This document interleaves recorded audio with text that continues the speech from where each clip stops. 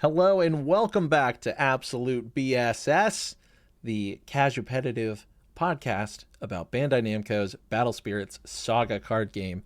I'm one of your hosts, Cameron. And I'm your other host, Eric. And we are back today to discuss our initial thoughts on the green starter deck now that we've played a couple of games with them. And then we're going to look at some leaked, spoiled cards from Battle Spirits for the second set, False Gods. So we've got a lot to catch up on today.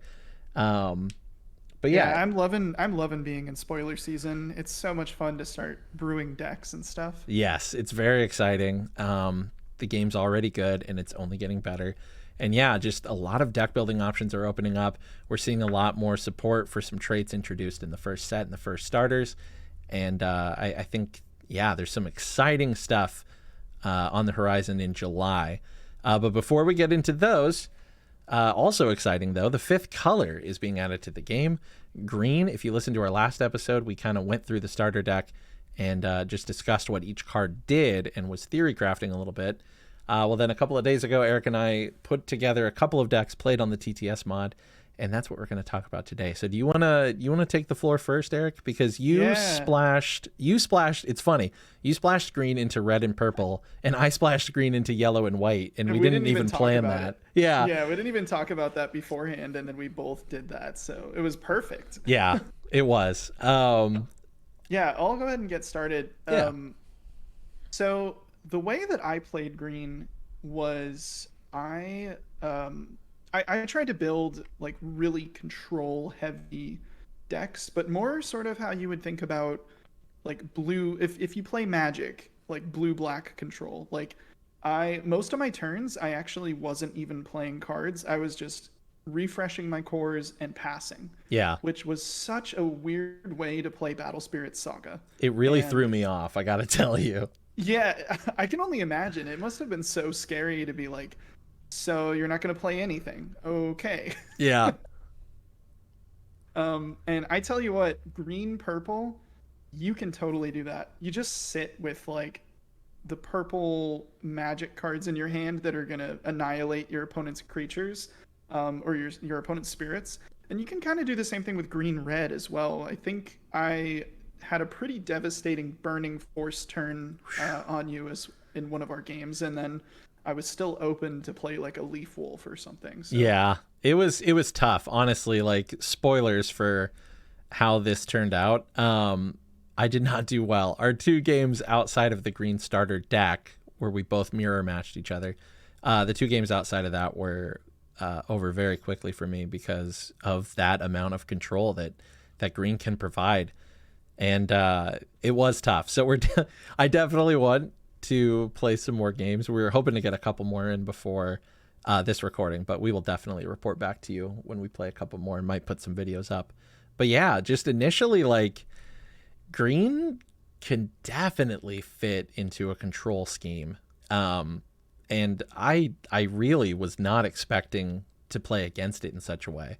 So kudos to you for finding some really cool stuff to do with that. It was fun. Yeah, I just kept my cores open, and I decided that I would either play a spirit at flash speed or play some sort of removal, depending on what the situation warranted. So I kind of just played it a bit more reactionary. I just kind of waited to see what you would do, and then reacted to it. Yeah, I think so. I tried to use green in a control-y way with white. There's some fun synergies there with in white that lets you put cores from the void into different places. Counter Sword lets you put it into your life, but there's one of the Ice Princesses lets you load up creatures with when the spirit blocks. And so I wanted to make a deck that could stall and could sit there and look pretty like white already does, but then splash in some weird green stuff. Like, I was able to do a cool 2 Matingale turn. I brought in a Matingale, exhausted it, moved a core onto it, used the cores on Matingale to bring in another Matingale, exhaust it, put a core onto it. And so that worked, but you definitely had the burning force at the right time to kill my stream otters. and I didn't have enough draw to really come back from just, very quick and powerful removal in the beginning of the game. And so my green-white deck kind of fell. I've tweaked it a little bit since, but the idea is, to just put in some big creatures that can sit there for a while and stall out, while the green and some of the white is adding a lot of cores from your void, so you can drop in those big whites like your Fanatec Elk, your Mammoth. And eventually you get to Explosive Charger Brandboar, who has a Wildest Spirit attacks or blocks ability. What a card Brandboar is. Incredible card. Like, I really do think so far I like Brandboar over the Phoenix, because Brandboar is just a little more versatile, and it gets up to 9k for 4 cores, where the Zodiac can be 8k for 3 or 11k for 6. But the thing about the Brandboar is it gets those abilities off of Swift, and suppression works really, really well with Brandboar. Like, it's just, there is definitely something there in the white-green control area that I would like to definitely keep working towards. And then let's talk. Yeah. Oh, sorry. No. I was just gonna say the other deck I built was just green, yellow 2 costs, and you had 2 Emperor Storm Leons in the beginning, and so that shut me down too. That was just a bad matchup for you. I had 2 very just like, no, Cam, no, you're not doing anything. Yeah. And unfortunately, I had to go then. That just goes to show what you can unlock with green is you can start playing those, you can just say no to your opponent's stuff, or just say, oh, you thought I wasn't going to do anything? Well, I am doing something, actually. Yeah, it's a lot more hidden information than the rest of the game has been so far, because, you can just hold back some really weird stuff in your hand. Yeah, and that's how I like to play lots of card games, but I think what Battle Spirit Saga does that makes it a little more interesting is that when you do play that way, you can only flash in stuff during flash windows. So right. Sometimes there would be turns where I would do nothing and pass the turn, and then if you didn't enter into a combat phase, I couldn't play anything. Right. There was no flash window for me to play anything, so I was just like, well, I wasted my last turn, because it's not like in Magic at instant speed where I could just do it at the very end of your turn or something. Right. Which thankfully, but you still played those 2 games really well. I hope that soon we can get some gameplay videos up of that, because you built a couple doozies, and the way that those matchups kind of matched up, it would have made for a short video, but it would have been funny for everybody else to see. So I'm openly admitting that I got my ass handed to me. Hey, well, keep working on the white deck, and I think maybe we might see it the other way around. That one seems pretty cool. I think it could be the little raccoon guy that you used as well. I can't ever remember his name, but he uses the soul core. Hollow Bear, Glass Bear, something. Yeah, he uses the soul core. He's Hollow pretty Bear, cool. Glass Bear, Soul Bear. Yeah, I could pull it up. I'm literally looking at the website.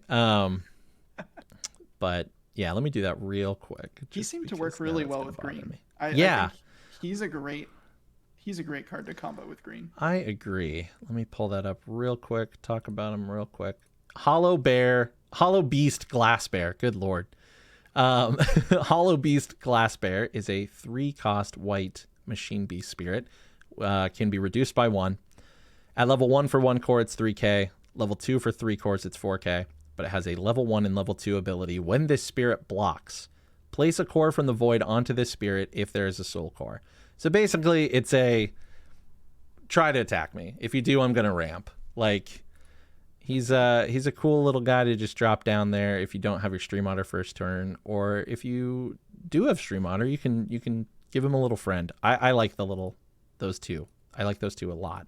But Burning Force does get over both of them, as we found out. Yeah, not gonna lie, it felt bad Burning Force, using Burning Force on the Stream Otter, because that's one of my favorite cards. Yeah, it was, I thought maybe you'd spare the Stream Otter, but you did not, and that's okay. I understand, I respect it, and it's fine.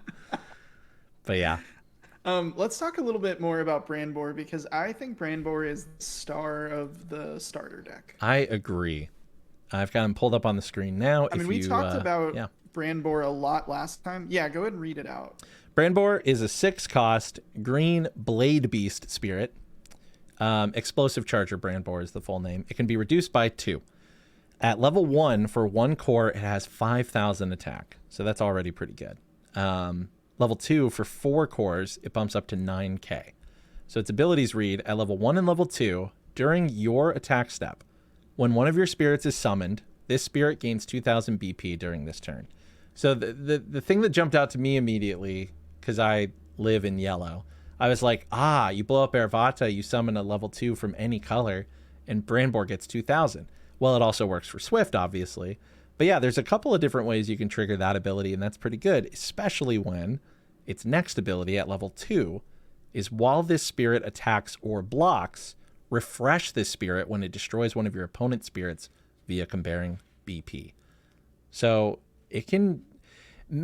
The real power from this, because that's good in itself, but we both found out when we would have Airborne Crag on the field for only 2 more cores, at its level 2, it says refresh any of your spirits with a soul core on them.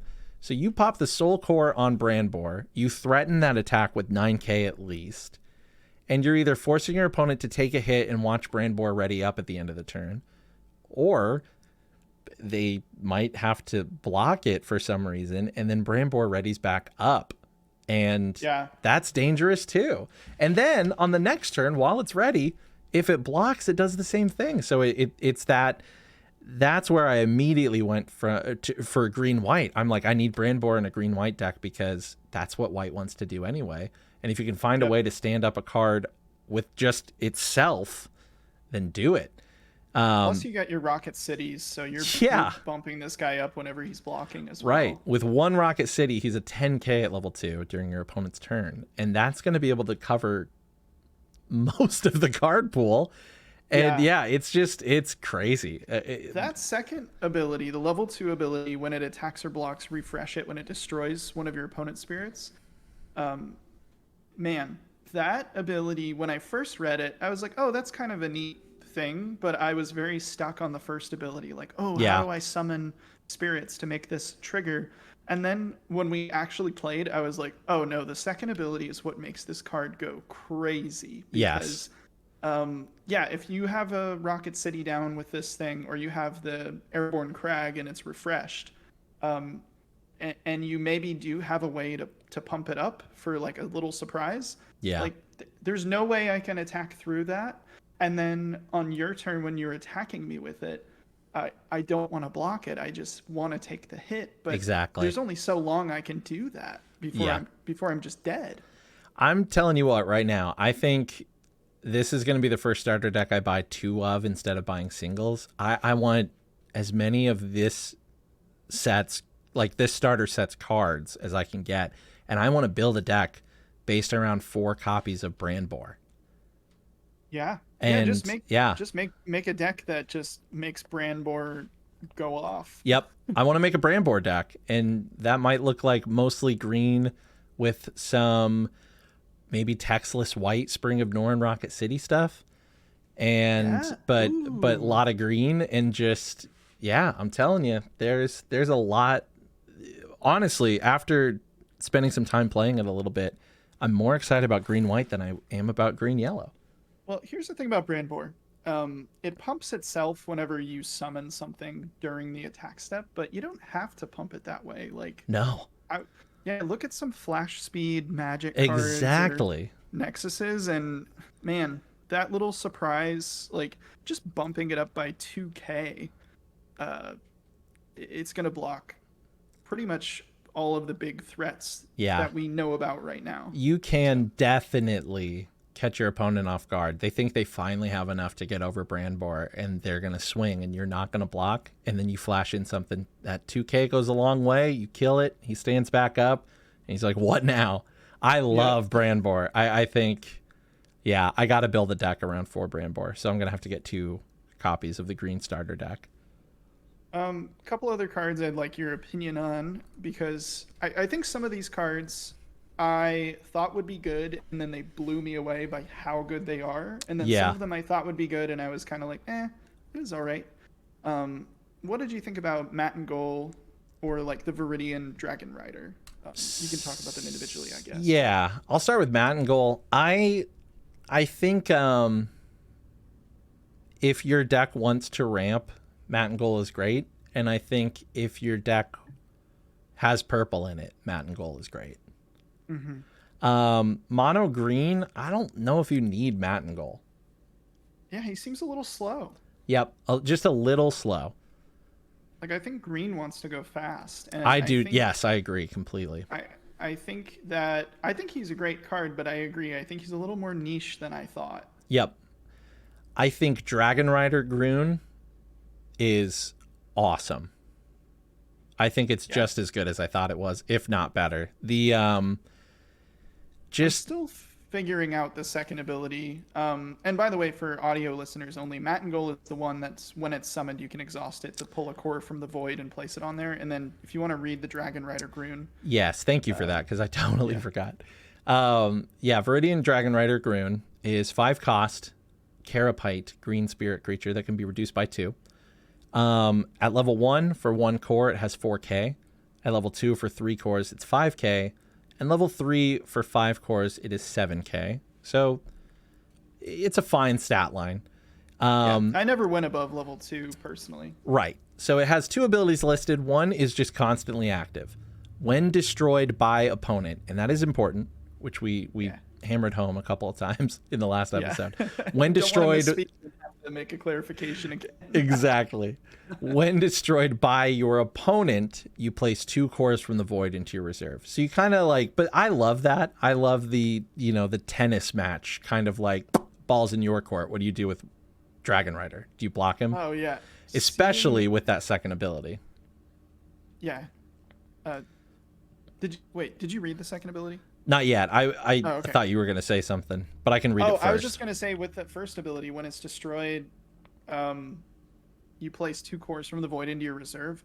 Like, seeing a readied Dragon Rider across the field, it just feels so bad. Yep. And again, he fits pretty well with that white mentality of anything ready on the other side of the field is going to be able to cover me, or I don't want to kill it, or I can't kill it.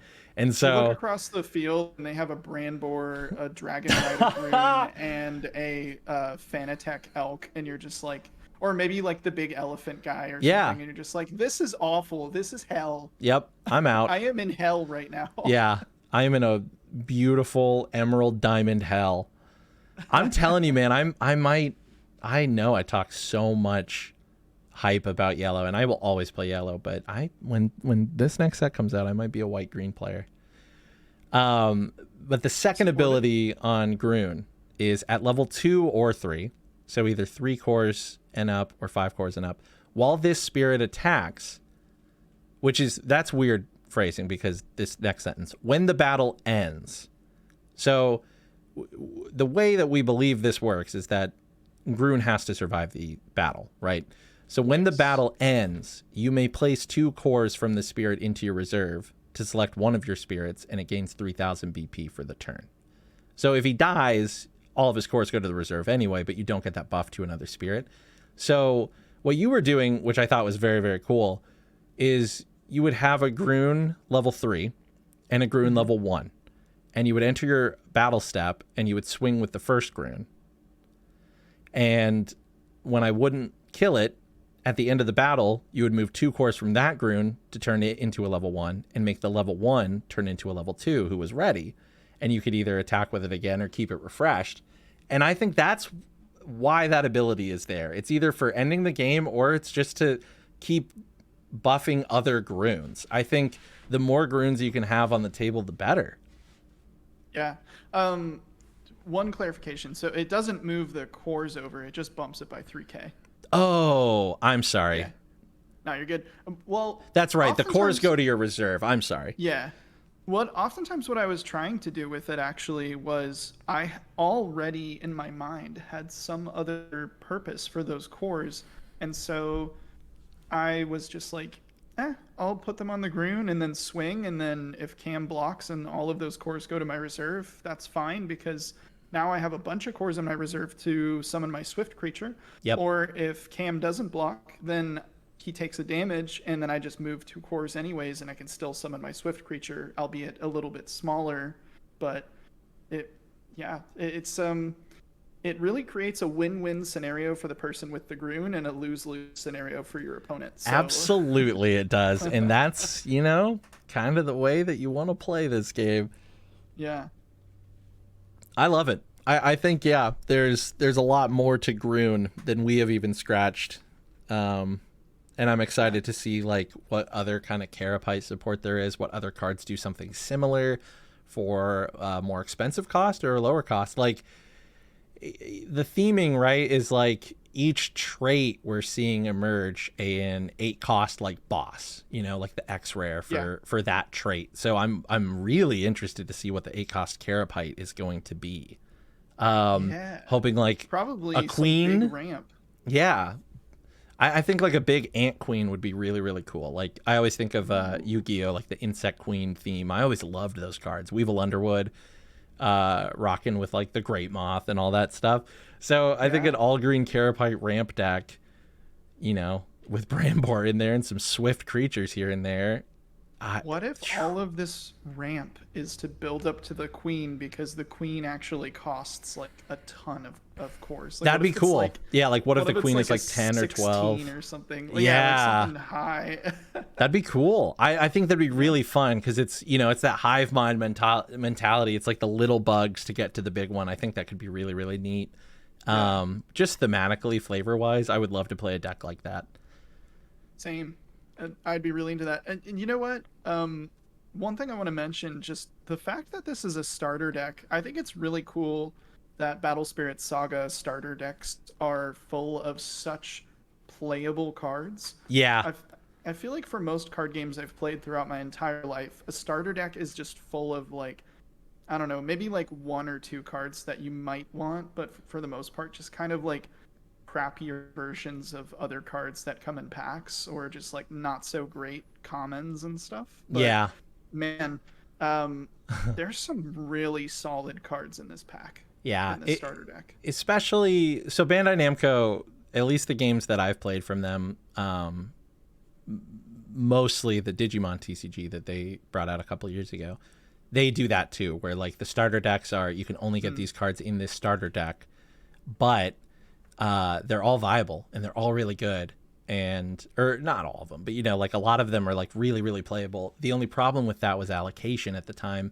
They didn't know if Digimon was going to be super big, so it was kind of hard to get starter decks. So I'm glad to see that like I haven't heard of people not being able to get starter decks for this game, so that's good. I think when we first went to the launch event, specifically the store we were at ran out of red decks, but I was able to get one online pretty easily. Right. And so that is nice. I agree. It can be a double-edged sword, but it seems like Bandai Namco is like, their games are different, obviously, but like a lot of the ways they do some of the things are very much like you can tell like the same kind of team and the same kind of like strategy. Which is kind of fun because it makes learning a new game a little easier, because it's like, oh, this is kind of like Digimon, or oh, this looks like that. And I mentioned like the option cards in Digimon have art of the Digimon doing their effects. So like Savage Power has Capricorn on it, Needle Shot has Quill Beast Porcupine. So I just think that's cool, but that's something else Bandai Namco does pretty well.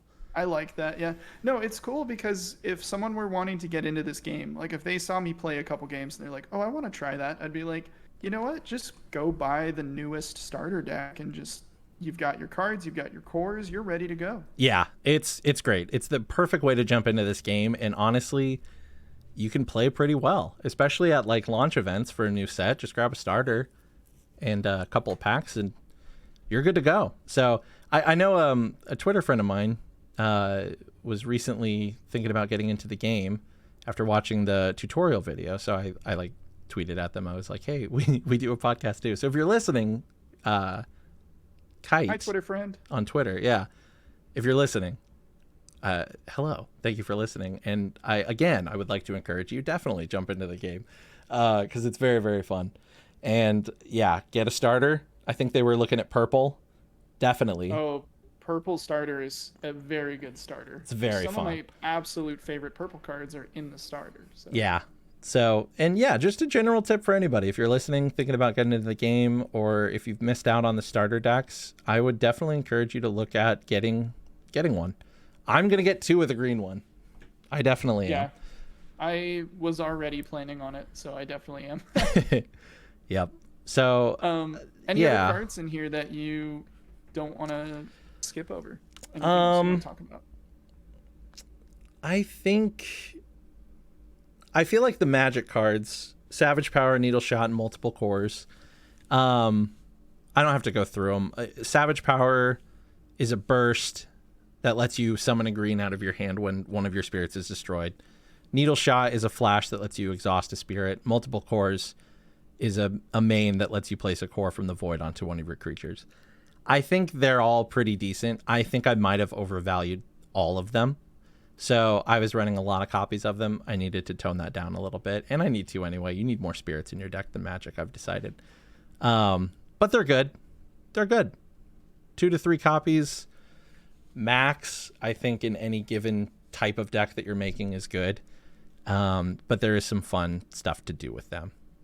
Yeah, I think Needle Shot, especially as like a little one of, can be pretty fun. Yeah. Savage Power with Brandbor is going to happen for me, though. Because Yeah, Brandbor doesn't have Swift, but Savage Power basically gives it Swift. yeah. So that's pretty cool. And then you can pump something, maybe the Yeah. board. Yeah, you can even pump it up immediately because the main flash is one of those. Select one of your spirits against 2,000 BP during the turn, and that's cheap. So I think that's where that lies. I think in mono green, the green magic cards aren't as essential, but in splash they can be a little controlled a little bit more. Yeah. But yeah, Also, shout out to Airborne Crag. oh my gosh, shout out to Airborne Crag. I freaking love that Nexus. Yeah, My really my good Nexus. my toxic trait when deck building Battle Spirit Saga is throwing in way too many Nexuses because I love them. They're so fun. There's starting to be, I think one of the cards we're going to look at today, and maybe this is our transition, Yes, perfect. is Nexus Destruction. There seems to be even more Nexus Destruction on the way, so Yeah, that's probably a Gonna good idea. gonna be maybe smart to play more than a few Nexuses. That's right. So that is a perfect segue. We're gonna leave green territory and go into spoiler season. So if you don't want to know about the next set before it comes out, this is your chance to turn off the episode now. Thank you for listening. Email us at absolutebsspod@gmail.com with any questions, concerns, or critiques. But yeah, we are entering spoiler season. So on the stream, we are on the Battle Spirit Saga official Twitter, where over the last couple of days they have been leaking out some cards from Booster 2, False Gods. So we're gonna spend some time going through some of these. Some we won't spend as much time on as others, but yeah, we're gonna go for it. If you want, Eric, I can just start on that first tweet with these 4, and we can move through. Yeah, let's see. So we've got some Dragonoids spoiled here. We do. One of them, I'll just get this guy out of the way. Bold Dragron General. He's Yes. a 4-cost 3 reduction vanilla card, so there's no abilities. Just Yep. plain old My flavor favorite text. textless cards. Got some pretty decent stats. So 4-cost 3 reduction, and then for 1 core it's a 3k, 3 cores it's a 6k, and 5 cores it's an 8k at levels 1, 2, and 3. I think there are some other red textless cards that have some better stats, but I think it's probably important that this card's a Dragonoid. So Yes, I think that's the point. Phobos Dragon comes to mind. Bearded Eagle comes to mind. I feel like those are typically better bang for your buck, but if you're doing a Dragonoid deck, which we'll see why you would here in a minute, I think that's a cool Texas one to throw in, and it keeps the theme and the flavor of your deck going pretty well. So yes, the next one over here is Dragno Bomber. He's a 3-cost red Dragonoid spirit. Can be reduced by 2. Level 1, 1 core, 2k. Level 2 is 3 cores for 4K. Level 3 is 5 cores for 5K. But at all 3 levels, this spirit gains Confront when you have 3 or fewer life. So while the spirit attacks Confront, your opponent must block if able. So I don't have a ton of experience with Dragonoids, or Red for that matter. So I don't know how good this is. What do you think, Eric? I don't really understand with the stat line on this guy why you have to have 3 or fewer life for him to have Confront. Yeah. But I do know that I played around with, I think in the pre-release or the launch event, that Nexus, I can't remember the name of it or exactly what it does, I apologize, but it basically allows for you to refresh your Confront spirit, the first Confront spirit that attacks each turn, I think. So there's definitely like some Confront builds you could make that are Confront specific. I found it. Yeah, I don't know about this guy. I think I don't know. There's already quite a few Dragonoids as well, and then we're getting some more. So I feel like, Yeah, maybe it'll make sense as we go through more of the spoilers. We'll see. But that Nexus you're talking about is Sacred Thundering Peaks, 4-cost red Nexus, can be reduced by 2. At level 3 or at level 2 for 3 cores, it says during your attack step, when one of your spirits with Confront attacks first during your turn, it is refreshed. But yeah, that's about it. Yeah, well, maybe this next card will change my mind. There you go. So this is Dragno Commander, a 5-cost red Dragonoid spirit, can be reduced by 2. Level 1 for 1 core, it's 4K. Level 2 for 3 cores is 6K, so that's not bad. At level 2, during your turn, your other Dragonoid spirits gain 2,000 BP. So he's definitely, you're seeing multiple copies of this in your Dragonoid decks, because that can power up pretty quickly. If you're playing a Dragonoid deck, I think this guy is a 4 of for Yep. sure. Yeah, you want this guy early and often. And so let's go back and look at that Dragno Bomber real quick. 3 cost reduced by 2. Let's say you have the Dragno Commander in. At level 1, Dragno Bomber is a 4K. At level 2 for 3 cores, it is now a 6K. And at level 3 for 5 cores, it's a 7K with Confront while your life is down. So that's better. That's definitely better, especially in the end game. You pick up Dragno Bomber, you drop him down cheap. Suddenly he's a beast with Confront. So that's pretty good. Yeah, I think his stats definitely get a lot better, but yeah, I'd be interested to see how likely I am to include him, or if there's another like 3-cost dragon. Why can I not say that word now? Dragonoid. Yeah. There's another 3-cost Dragonoid that maybe fills that slot a little better, but we'll see. I am interested to see someone smarter than me put together an all Dragonoid deck and win like a high level event, so I can be like, oh, it's those Nexuses, it's these creatures, and then when they're all in place, it's like an Exodia, right? Like you can't do anything about it. Maybe that's where they're leaning. Yeah. So another Dragonoid here, and then I'll let Eric take over some of the spoilers. This is Dragno King. So like we were talking with, each trait getting their X rare, their big 8-cost, big bad. This is that guy for the Dragonoids. He's an 8-cost. The art on this guy is so cool. It's sick as hell. It's very, very cool. Once again, a good plug here for our YouTube channel, Absolute BSS on YouTube. There's a video companion of this. It's just the cards up on the screen so you can see the art and read all the stuff while we talk about it. Dragno King is an 8-cost red Dragonoid creature. Spirit, sorry. Can be reduced by 4. So, more Dragonoid minions, the better. That's pretty big. That's pretty big, especially with these stat lines. Get ready for this. At level 1, 1 core, 5K. Standard. Pretty good. Level 2, for 3 cores, 10,000. That's wow, what a jump. That's nuts. Yeah, seriously, doubles his power for 2 more cores. And at level 3, for just 2 more cores, you're getting 2 more thousand. So 12,000 BP at level 3 for 5 cores. And 14k if you've got the commander down. right, if you got one commander, your king is at 14k, which is insane. Oh, but wait, he gets even bigger. He sure does. So at level 1, 2, or 3 when summoned, you get to do this really fun thing. Select one of your opponent's spirits with 6,000 or fewer BP and destroy it. That's insane. That is insane. That ability alone is incredible. That direct removal is so powerful. 6,000 or fewer hits so many things. Every yellow creature I've ever controlled in my life has 6,000 or fewer. At level 2 and level 3, so 3 cores and up, during your attack step, when one of your spirits with a soul core on it destroys one of your opponent's spirits via comparing BP, select one of your opponent's spirits with 6,000 or fewer BP and destroy it. So you pop the soul core on Dragno King, and he gets his when summoned ability during his attack step when he kills something. Pop that soul core on him and let him do that. And you also have Airborne Crag down. Yep. And he's refreshing at the end of your turn. Or put that soul core on one of your boys with Confront.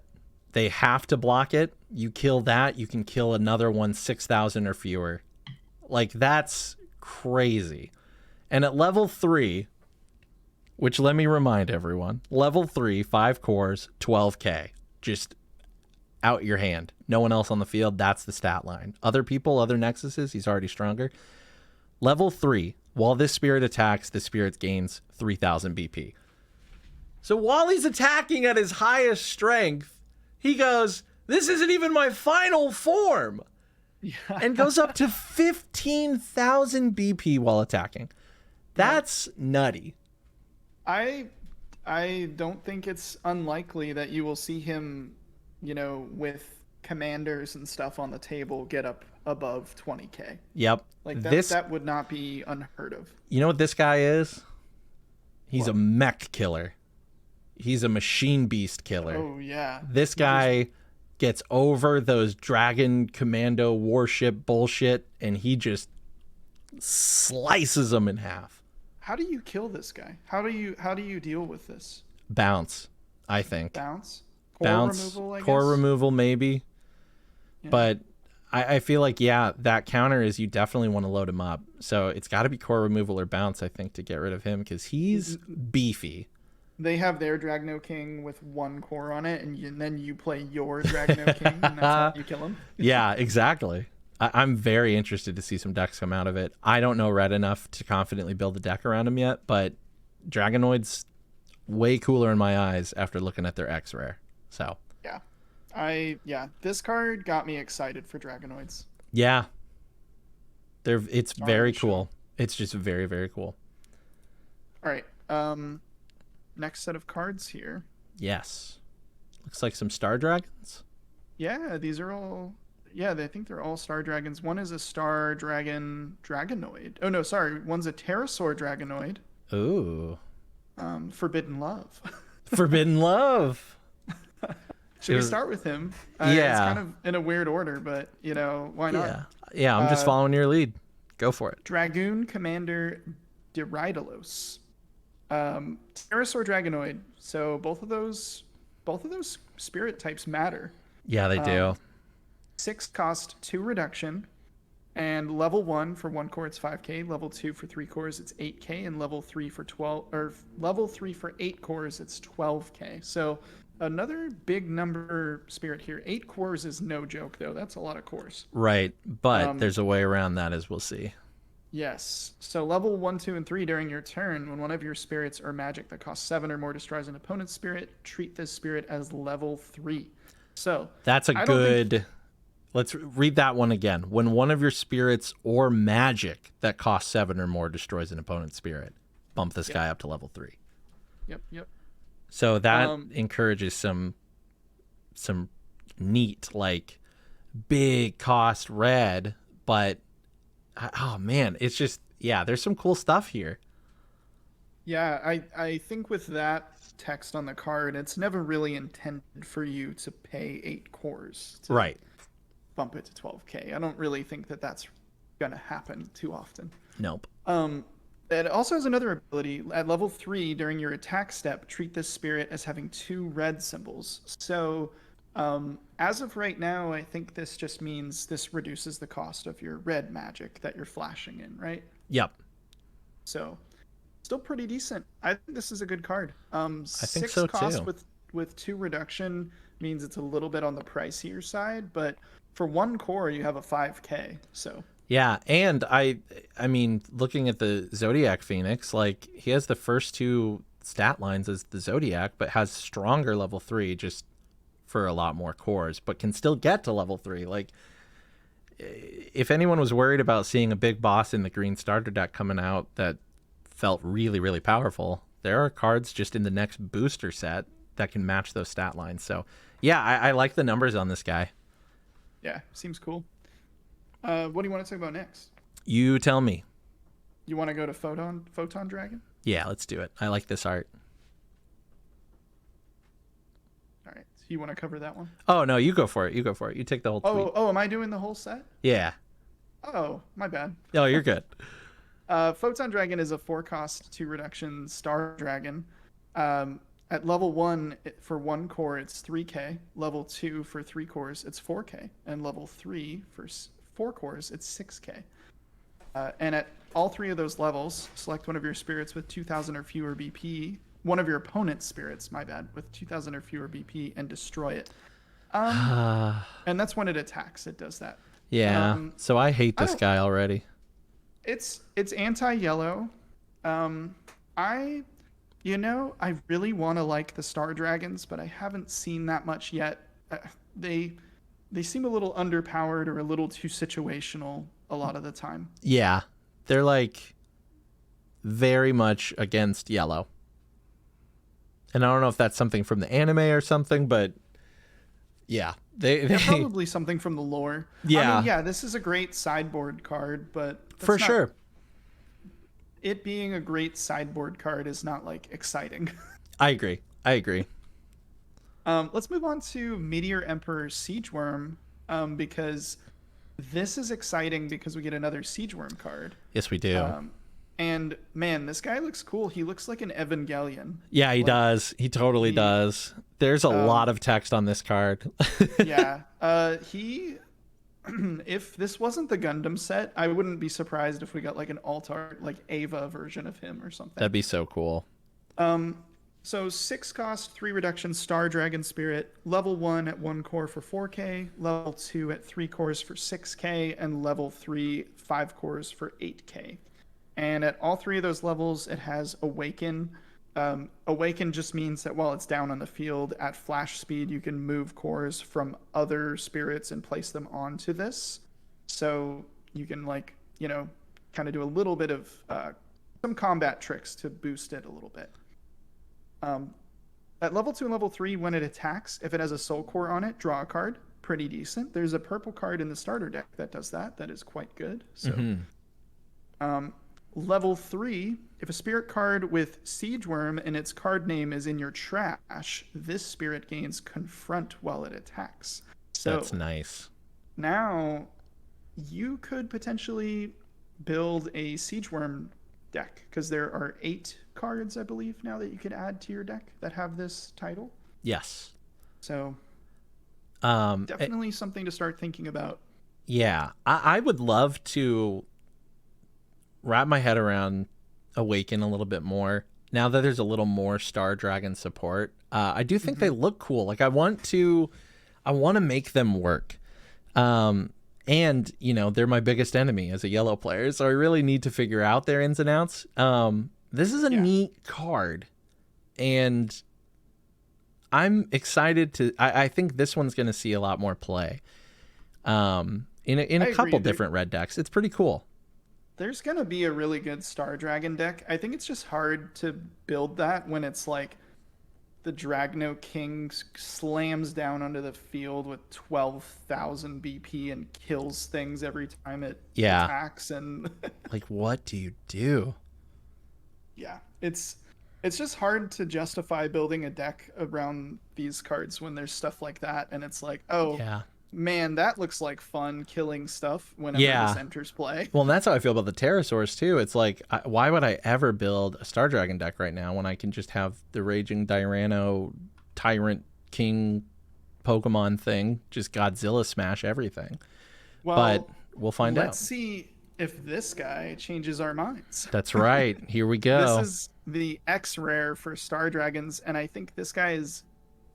I have no information to back this up. This is purely my opinion, but I think this guy is definitely getting a Gundam alt art.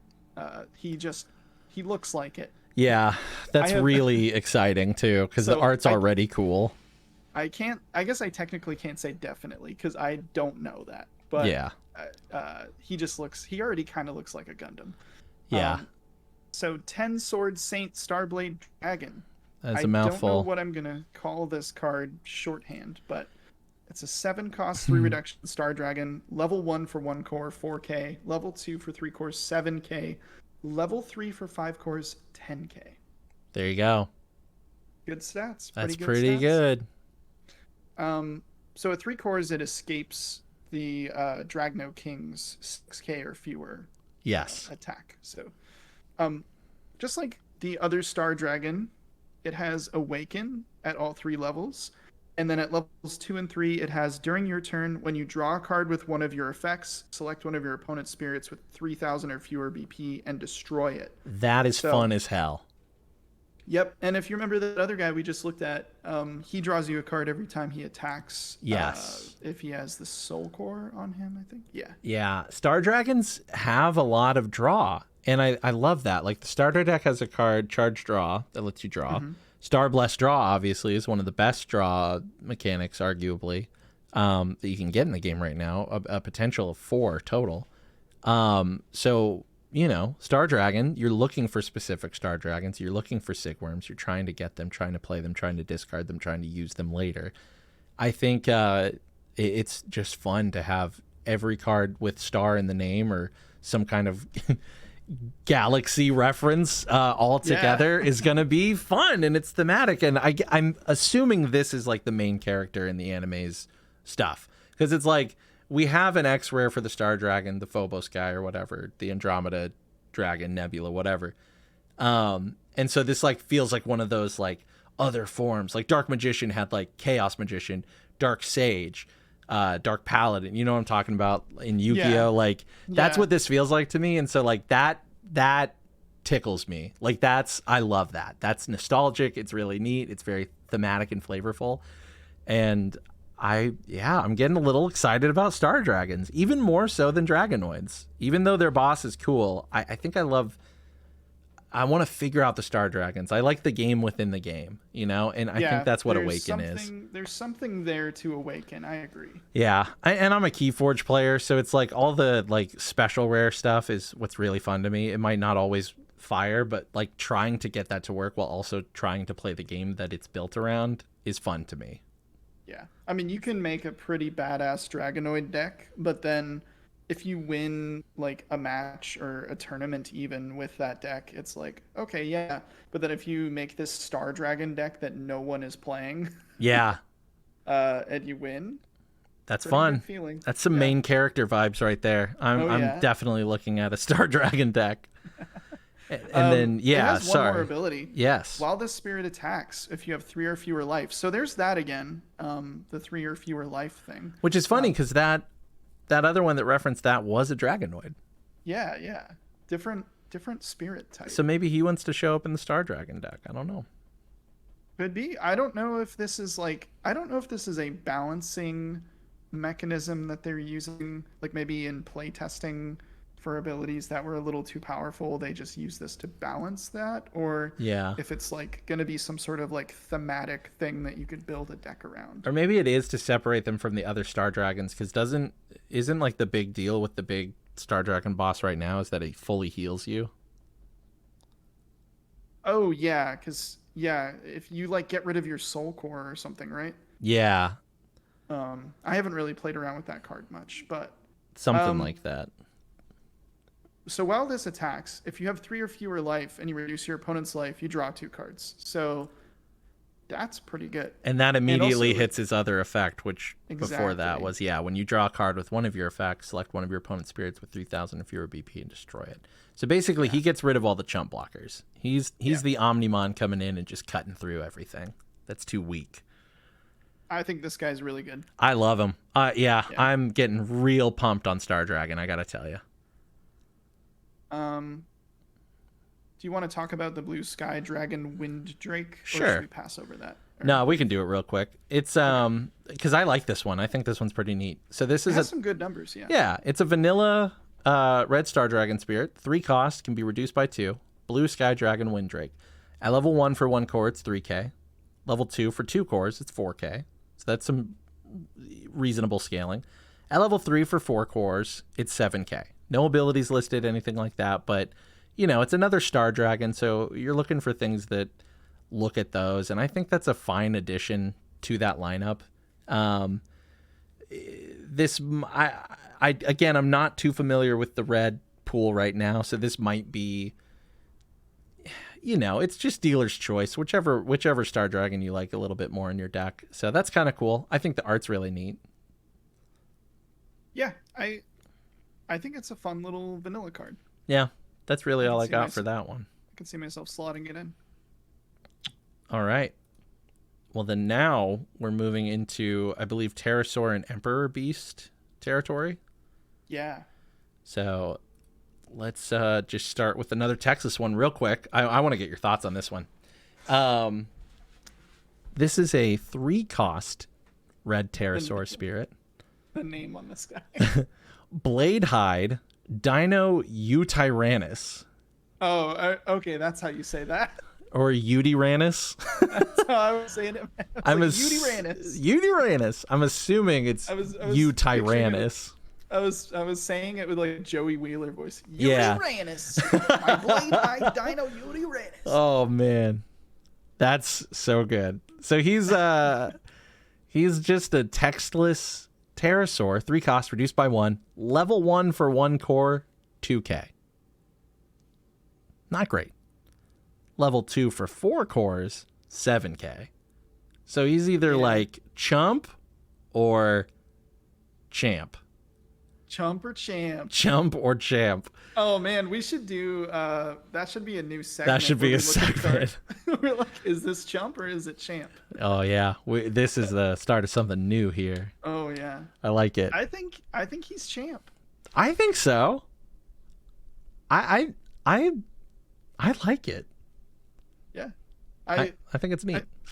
I think both of us have a little more appreciation for the textless cards just because like we like that Spring of Norn idea. So, yeah.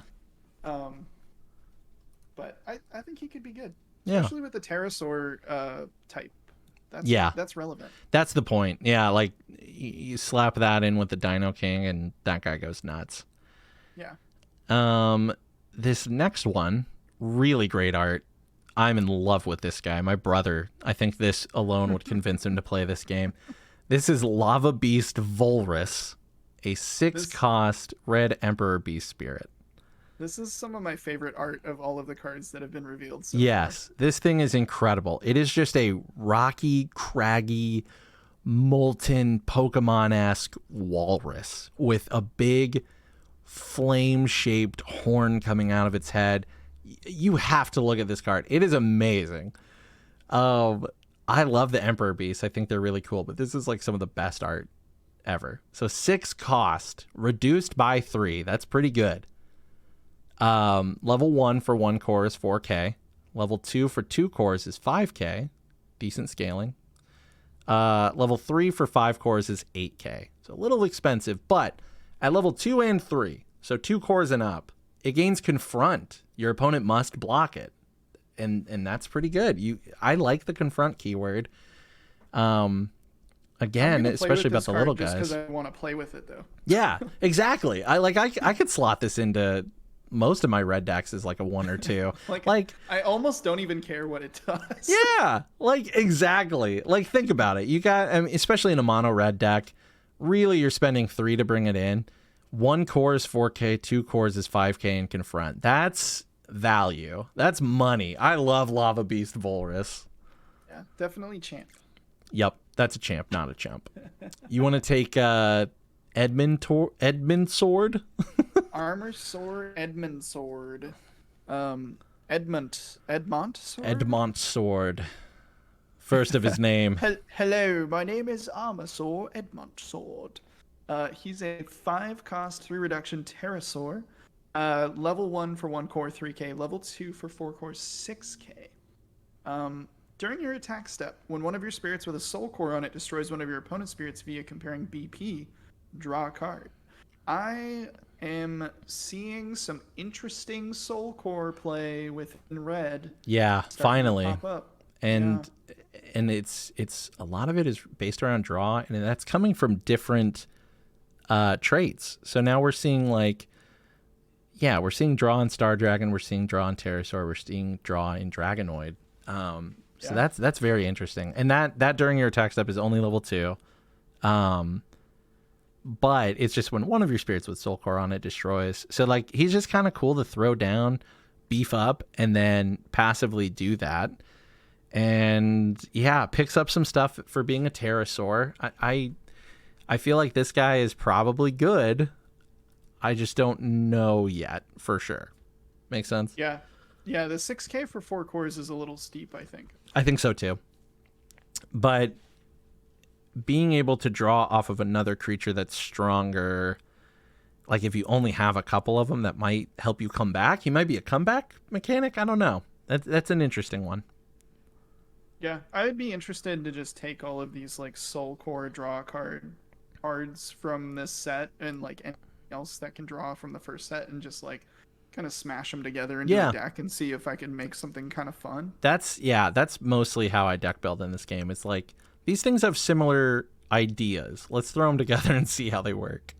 Yeah, because if you could make a deck that's just drawing lots of cards, and I mean, of course, Rocket City's going to be your nightmare. Yes. But yeah, Rocket City is only getting better with more draw support. Yeah.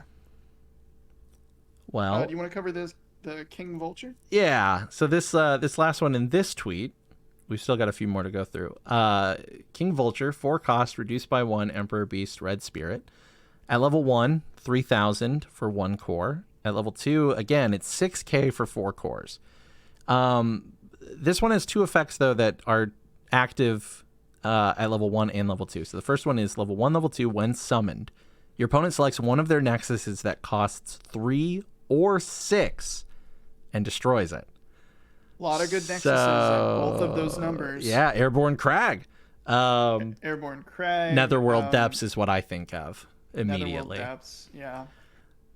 Man, I think once again I'm going to say I think this is an excellent sideboard card. But yep.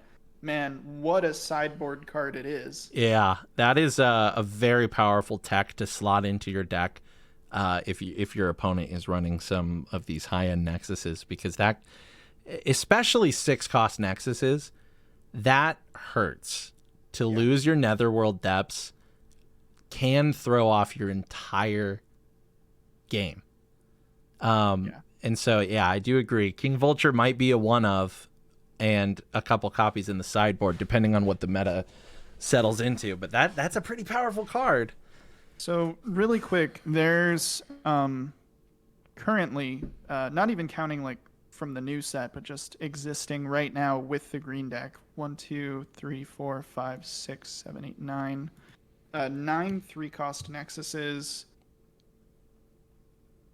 and just Netherworld Depths at 6. Yeah, that's what I thought. Yeah. So this is obviously right now an answer to Netherworld Depths, which is good. And yeah, I think a lot of the flavor text actually is talking about fighting against the Void Lord. So it's all these reds rising up and trying to beat purple. And King Vulture is doing just that, just taking a big bird crap on the Netherworld Depths. Yes. And it does have another ability. At level 1 and 2, this spirit gains Confront if your opponent has a spirit with a when summoned effect. So it's also yellow control. Or purple again. There's some purples with when summons, but It gives it confront. You can do that at level 1 and force your little opponent's level 2s to fight into you. And you can mostly cover that, but at level 2 for 4 cores, 6k, it can definitely confront some yellow creatures, some purple creatures. So King Vulture, yeah. I think sideboard champ. Sideboard champ, I think main deck chump. I agree. It feels so harsh to say that, but I know. That's how I feel. Ooh. You'll get over it. I just realized we have a 2-cost to spoil. Oh, you should definitely. Yeah, let me take this when one. I saw this card, I was like, this is a Cam card. This is absolutely a Cam card because, yeah, it's the art and everything about this card. Yeah, I might be throwing him in my 2-cost yellow drop. So this is Flame Weasel. Love Flame Weasel. Reminds me of Avatar: The Legend of Korra. They had a little flame ferret, I think. But he looks like that. 2 costs. He reminds me of a creature. This is really just for you and me, but for all the listeners out there, Cam and I also design games. Yes. He reminds me of a character from one of your games. This is definitely one I would do because, it looks like a fake mon. This looks like someone was like, I want a fire starter that's a weasel, and this is the art that came out, and I love it. I think that's exactly why I love it. Like Flying Turtle feels like that to me too. But Flame Weasel's a 2-cost, 1 reduction Emperor Beast Spirit. Level 1, 1 core, 2k. Level 2, 3 cores, 4k. Level 3, 5 cores, 5k. So not the best stat line, but he's adorable. And I think I would put him in my 2-drop deck to reduce the cost of some of my red magic in that deck. He's adorable. I love him. That's all I have to say about him. I think he's a 2-cost deck champ. In most other situations, probably a chump. Yeah, Flame Weasel's not seeing play outside of splashed into yellow, I think. Unless you want that Emperor Beast trait. But I don't know. I love him. Right. He's adorable. I like him too. I honestly, just like the Volrus, the art alone is enough for me to play that card. Yeah. I agree. Because I want it in my deck. Yeah. I feel like a foil Flame Weasel is gonna look so good. Yeah. Oh, I want a playset of foil Flame Weasels. Let's make that happen. Yeah. That'll be our goal for the next set. We should set up a PO box for everyone to send us their Flame Weasels they don't want. I'll have them all. I'll make wallpaper out of them. Maybe someday our little podcast will be so big that we will regret the day that you said that. Make me regret it. Tell your friends about Absolute BSS. I want to talk about this next card because once again, man, the art on this card is incredible. So for the audio podcast listeners, this is Dark Knight Lamorak. And it is a 4-cost 2 reduction shadow creature, and it's like this knight that's also a deer, and he has these crazy abs, but it just looks like an old style comic book. Man, it just looks so sick. He's holding this sword that has almost like a chalice handle or something. Pretty cool. Where is this guy? Oh, are you not seeing there this? It is. Yes, that guy rules. Okay, cool. Yeah, Dark Knight Lamorak. Yeah, they've got there's some cool shadows in the purple stuff. Yeah, and also there's some shadow support cards in the first set, but I don't really think there's enough shadows in the first set to play around with it as much. Yeah. So I'm excited for this. 4-cost 2 reduction Shadow Spirit. Level 1 for 1 core, 2k. Level 2 for 3 cores, 4k. Level 3 for 6 cores, 5k. So not really the best stats, but you kind of want this guy to die. So when destroyed, select one of your opponent's spirits, remove one of its cores, and place it into their reserve. And then during your turn, the first time one of your purple spirits is destroyed each turn, return that spirit card from your trash to your hand. So he can recur himself. I don't know. I feel like at level 2, during your turn... I think he'd have to be on the field and see something die for that to happen. But I don't know. Because Freestall sees himself. Oh, he does? Yeah. Okay. So I feel like it would say when another one of your purple spirits is destroyed. So if you cored him up, let's say you summon him You put 3 cores on him, you deadly balance him, right? So you kill him, you kill an opponent's creature, you remove one of your opponent's spirit's cores, place it into the reserve, and then pick this guy up out of your trash, put him back into your hand. Do it all over again. That's kind of nice. Yeah, he definitely seems good. I'll have to play around with him. Yeah, that's neat. Yeah. So we have to make a call here, Eric. We are a little long. So what if we call this part 1 of the spoiler leak? All right. Shut this one down. We'll pop this out, and then we'll pick up right where we left off with these leaks in another episode and try to put it out a little faster than normal. Sounds good to me.